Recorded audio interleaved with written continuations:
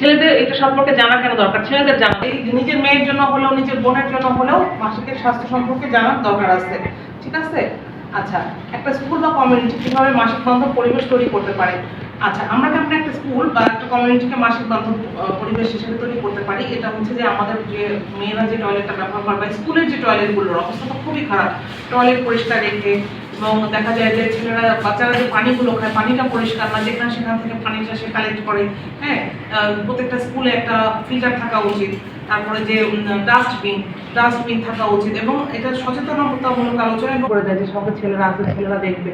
ঠিক আছে, তাহলে আমরা কি করতে পারি যে একটা ফ্রেন্ডলি পরিবেশ তৈরি করতে পারি, যাতে বাচ্চারা, যে মেয়ে বাচ্চাদের পিরিয়ড শুরু হয়, ওরা যাতে ব্যাপারটাকে একটা ভয় হিসেবে না দেখে, নিজেকে সরায় না রেখে ওরা যেন আমাদের সাথে, অন্য ছেলে বাচ্চাদের সাথে তাল মিলিয়ে ক্লাস করতে পারে এবং এগিয়ে যেতে পারে।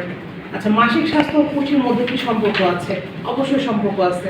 একটা মেয়ে তার শরীরের যে ওই এন্ডোমেট্রিয়াল শেডিংটা যখন হয়, তখন শরীর থেকে একটা ব্লাড লস হয়।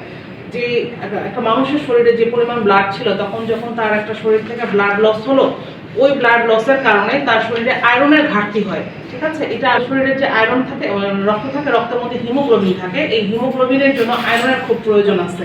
তো যখন মাসিক হয় তখন হচ্ছে ওই আয়রনের ঘাটতিটা হয় দেখে আমাদের ওই সময় যদি আমরা, এবং পুরো মাসে প্রত্যেকটা মেয়েরই উচিত আয়রন সমৃদ্ধ খাবার।